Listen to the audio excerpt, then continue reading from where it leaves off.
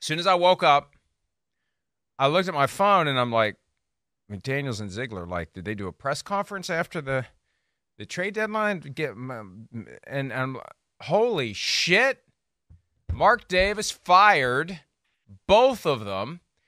The ultimate, as Myles said before the show started, I'll go ahead and steal it. The ultimate Halloween night news dump. My God, what is the world coming to? Mark Davis pulls the plug on Josh McDaniels and GM Dave Ziegler halfway into their second season on the job, bowing to the pressure, bowing to the mob. After every Raiders loss, McDumbass or some variation thereof was trending on Twitter. And after Monday night with Devontae Adams and the slamming of the helmet and the sluggish performance of the offense and Jimmy Garoppolo looking clearly like the guy they shouldn't have targeted in free agency, Mark Davis decides he's had enough. And with that, I say once again, thank you to Myles Simmons and good morning. And there's the statement. Let me read the statement. This is the first time I'm seeing this statement. The Las Vegas Raiders have relieved Josh McDaniels and David Ziegler of their duties as head coach and general manager after much thought about what the Raiders need to move forward. I have decided to part ways with Josh and Dave. I want to thank them both for their hard work and wish them and their families nothing but the best, said Las Vegas Raiders owner Mark Davis. P.S. Pack your shit and leave. Good morning, Myles. Good morning, Mike. Yeah, that's two before I even got to say a word on the show this morning. That's great. Yeah, I can't take credit for the Halloween night news dump. That was my buddy Matt Unger, and shout out to him because without him saying what he said in the text message, then maybe I wouldn't have seen it before I drifted off to sleep too. So we gotta give credit where credit's due, I suppose. But yeah, this was an interesting thing to have happen at 1 o'clock a.m. Eastern and 10 o'clock Pacific time. I mean, but if there were any organization that would ever do something like this, Mike, it is obviously the Raiders. This is the kind of thing that they do. Always interesting, not always very good, especially in the last 20 plus years, but man, they are never irrelevant. No, they are never irrelevant, but they're rarely relevant from a football standpoint. And there is much to say here. You rarely see someone who's 3-5 get fired, although the Colts probably weren't much worse than that last year when Frank Reich got whacked. Oh, God. Oh, God. Mark Davis is going to hire Jeff Saturday. Oh, no. No, We don't do already it, know Mark. the interim coach. No. We already know the interim coach. Last year, whenever the hell Frank Reich got fired, and we're doing a show, and it was like, why don't we know the interim coach yet? And it was because it was Jeff freaking Saturday. This time, we actually know that the interim coach is going to be Antonio Pierce. So at least we don't have to worry about John Gruden parachuting down from the sky to be the interim head coach. Like, because that's not out of the realm of possibility. No. Or Rich Gannon, or Charles Woodson, or Barrett Robbins, right? I mean, who knows who's going to show up? Since we're talking about centers. Jim Otto, is he around still? I don't know, but I don't think he is. I have to check that out. I mean, regardless. We're just Rodney trying to Hudson. inject a little levity. Whoever, anyone. No, it will be Antonio Pierce. That's been reported with Champ Bailey as the defensive coordinator. No. I want to. Was it Champ Bailey or someone else? Is it Champ Bailey? You mean the GM. Champ Kelly, Champ Bailey. My eyes. Yeah. Oh, he's the GM. My eyes. My eyes. My eyes early. Didn't focus. Okay. I've had more time to Champ process Bailey. this than you. Yeah, I've had more time to process it than you. I understand. Like that. This is still. It's all still. Very, very tough as we to decipher basically as we go into this here at 7 o'clock Eastern after it happened 6 hours ago. But I have some thoughts, and thank you for covering for me. And again, this was one of those mornings where I wake up as late as possible, too, because what happens in the aftermath of the trade deadline? Everybody takes a breath and resets, and we had a full outline of a show that we were ready to get into, premised on the activities of the trade deadline. So thank you for the assist there. Now, I do have some thoughts. And I bet you do. before we get into whether or not Josh McDaniels and Dave Ziegler should have been fired, because I sat in this seat yesterday saying Mark Davis won't do it. Mark Davis doesn't want to fund the buyout after paying John Gruden to go away. How much does it actually benefit Mark Davis to fire Josh McDaniels and Dave Ziegler now or at any point while they have to pay them money, because the stadium, that Roomba out there in the desert, is still going to be full? If it's not Raiders fans, it's the fans of the other team who treat it as a destination game. He's going to make his money. He didn't seem to be inclined to bow to the wishes of the mob. He gave in. And I'm not saying the mob's wrong. I just didn't think he was going to give in. Remember that video from a few weeks ago where the fan was giving him the business and he's doing this and get smart, and that was maybe 3 weeks ago. I thought he was going to hold firm. And this is the point. If you're going to hire two guys from the Belichick tree, if you're going to try to import the Patriot way, you've got to give it time, or don't do it. I'm not saying they shouldn't have been fired. I'm saying they shouldn't have been hired.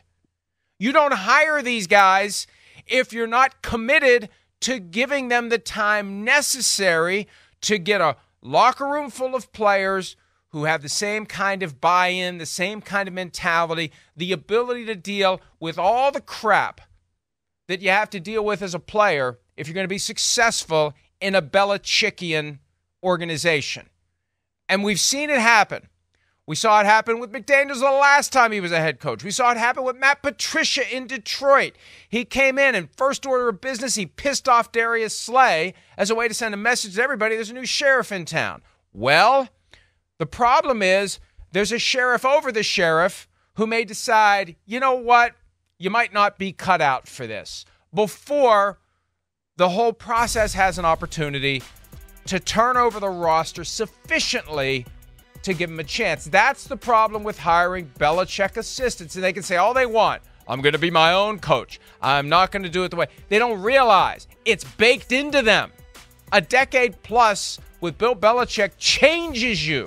It alters your DNA. You think you're being yourself, but you're not. You're a replicant of Bill Belichick. That's what happens. So they never should have hired him. I want to go back to Rich Bisaccia and Mike Mayock guiding the SS Raider through treacherous waters after John Gruden is gone following the well-chronicled events of October 2021. They went to the playoffs and almost beat the Bengals, the team that went to the Super Bowl and almost beat the Rams. And Mark Davis says, thanks for everything. Pack your shit and leave, to both Mayock and Bisaccia, and shouldn't have.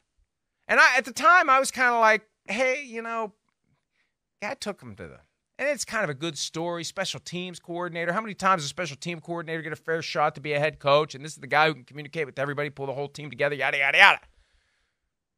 If you're not committed to seeing it all the way through with someone from the Belichick tree, which is kind of like one of those trees out in the desert where there's no leaves and there's no fruit and it's just kind of there. But if you're not committed to it, don't do it, Mark Davis. And I hear that theory out there, the Sean Payton mindset of if you made a mistake, the best thing to do is admit it and move on. Don't double down. But this is one where you're just highlighting the mistake by giving up prematurely, because you never should have hired someone you weren't willing to give the time to when you knew or should have known coming in that that's the only way this has a chance of working. That's why I didn't think he'd fire them, because you don't hire them without saying, we got to give them 3-4 years to get the people in place that they need to try to make this thing work. And I thought Mark Davis would be patient enough to do it, because he hired them in the first place.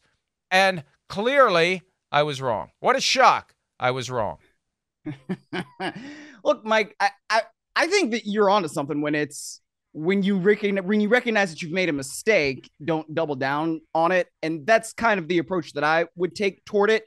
I think that you're also right when you say that they never should have been hired in the first place. I understood what the approach was at the time. Like, if you're going to do that, right? If you're going to say, all right, well, we were good, but we believe we can be better if we do X, right? And you bring in somebody like a Josh McDaniels and you say, well, we think that the offense can be this much better because he has this level of expertise. We want to pair him with the GM that he is extremely comfortable with and that he shares a football vision with. All right, that's Dave Ziegler. They're coming from the same organization. They kind of share a brain in that way. I get that thought process.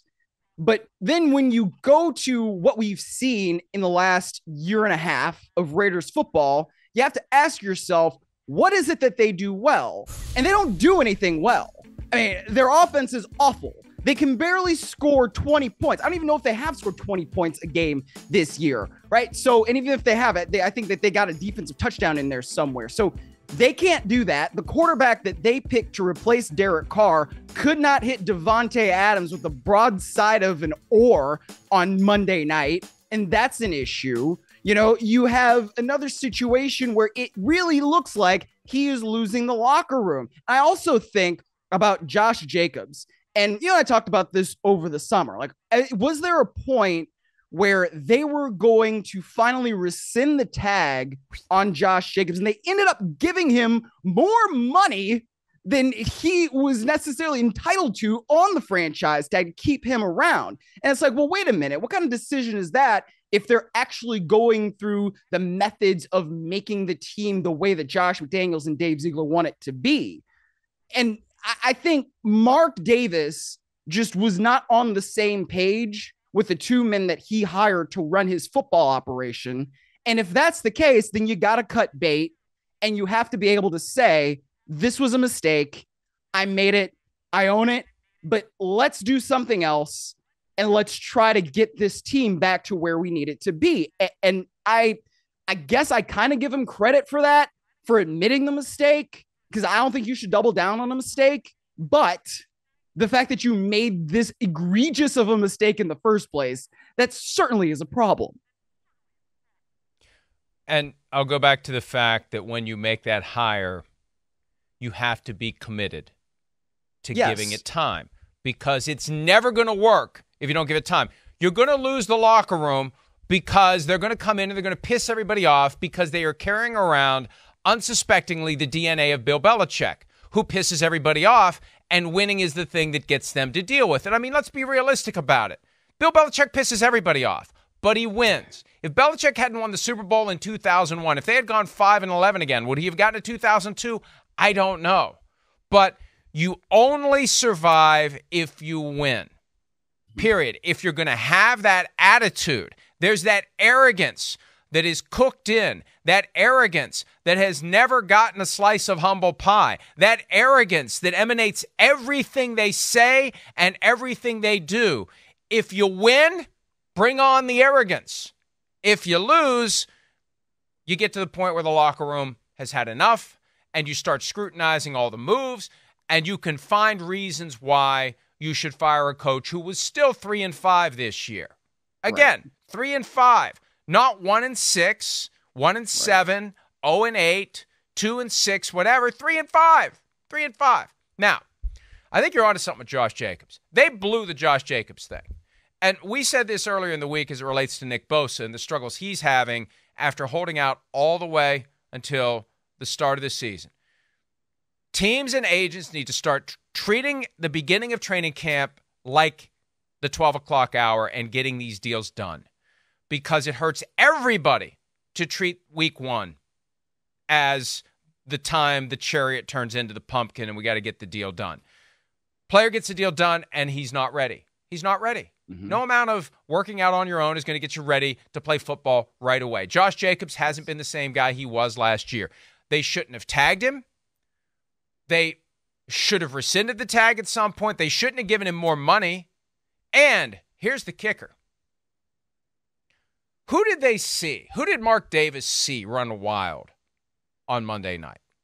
Jahmyr Gibbs. Guy they could have had. Could have had him at number 7 instead of Tyree Wilson. What's Tyree Wilson done? What did Jahmyr Gibbs do? I assume that was a factor for Mark Davis. Look at this kid. Look at Gibbs. Look, it could have Bijan Robinson, too, at 7. Could have traded down and gotten Gibbs. Could have traded down to 11 because the Lions traded down to 12. And Sims has a theory that Jimmy Garoppolo was brought in to be the placeholder for a quarterback that they coveted with that 7th pick. And my hypothesis, it's not quite a fully blown theory yet. Hypothesis is just an idea that you haven't tested. My hypothesis is maybe the Raiders were behind the whole trashing of C.J. Stroud, the ultimate draft era Machiavellian approach. We love a guy so much, we're going to try to knock Nick Caserio. Somebody, Josh McDaniels, may have an idea how to knock wobbly. We're going to try to knock him wobbly on C.J. Stroud, and maybe Stroud's going to slip all the way to us, and we can get him. But regardless, it didn't work. And Garoppolo never should have been signed in the first place. And then you throw in the whole, oh, by the way, my foot's still messed up, and I can't pass a physical thing. Look, they deserve to be fired, but Mark Davis never should have hired them. And here's the bottom line, Myles. Mark Davis deserves to be fired, but there's no one to fire him. You know, people wonder why nepotism is such a problem. Right. People wonder why nepotism is such a problem among NFL coaches. Well, the owners kind of have to go along with it because that's the way the businesses are run. When it's time for whoever is running the team to go to the great football field in the sky, the equity gets handed to a family member. What are you going to do, sell it? Sometimes yes. Sometimes Ralph Wilson's family, nobody wanted it. Or there was nobody fit to do it. Pat Bolin's family. They did the warped Willy Wonka contest among 7 kids to see which one deserved the chocolate factory, and they decided none of them did. Hi, it's Mike Florio. Thanks for watching PFT on YouTube. Hit subscribe for the latest news and analysis from Pro Football Talk.